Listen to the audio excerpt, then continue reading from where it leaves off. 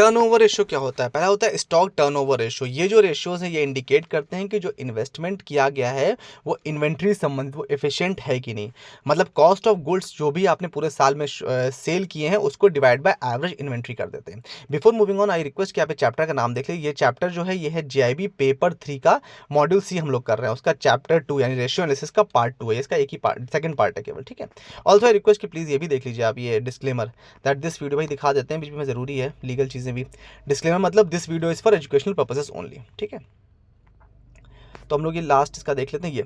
फिर बात करते हैं डेटर्स टर्नओवर रेशियो। इसको क्या बोलते हैं? इसको डेटर्स वेलोसिटी बोलते हैं। डेटर्स एक इंपॉर्टेंट पार्ट होता है करंट एसेट्स का, पता है आपको। हाँ, आपके जो भी उधारी जिसको आपने दे रखी है, मतलब जिसने आपसे उधारी ले रखी है वो आपको 12 महीने के अंदर चुकाएगा, तो वो आपके करंट एसेट्स का एक इंपॉर्टेंट पार्ट है। इसीलिए इसको डेटर टर्नओवर रेशियो भी इंपॉर्टेंट पार्ट है। डेटर टर्नओवर रेशियो या को दो पार्ट में डिवाइड किया गया फर्दर। कैसे? एक तो डेटर टर्नओवर रेशियो और दूसरा डेब्ट collection period ratio.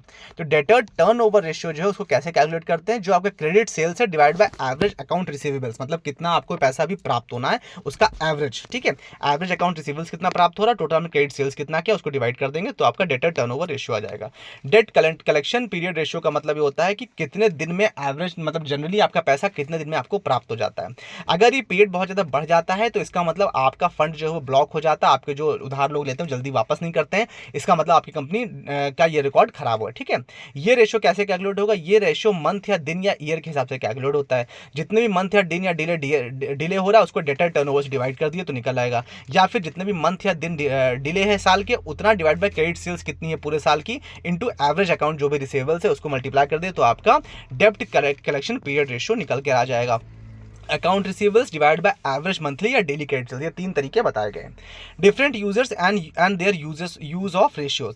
Accounting ratios जो है वो लॉन्ग टर्म क्रेडिटर के द्वारा कौन कौन से उसके आते हैं? फिक्स चार्ज कवर, डेब्ट सर्विस कवर, डीएससीआर। आप भी जब कोई भी आप लोन करते होंगे उसकी क्रेडिट रिपोर्ट मंगाते होंगे तो आप उसमें डीएससीआर हमेशा देखते होंगे। डीएससीआर मतलब जो भी हम डेब्ट दे रहे हैं वो कितना कवर हो सकता है। डेब्ट सर्विस कवरेज रेशियो कि उसको सर्व वो कर भी पाएगा कि नहीं। ये कैसे निकालते हैं? जो भी कैश प्रॉफिट अवेलेबल होगा डेब्ट सर्विस से वो divide by interest plus principal payment instalment, जो भी आप इंटरेस्ट या पेमेंट पे कर रहा है, जो फर्म पे कर रही है वो, ठीक है।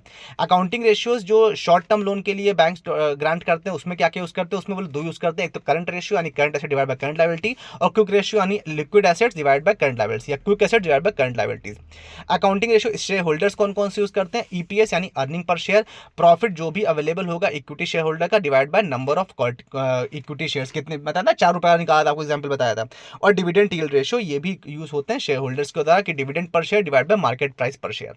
With this, we have come to end of this chapter and this part. I hope you like this session. Do like, share, subscribe and comment, and also subscribe to our Telegram channel. Thank you so much for your valuable time.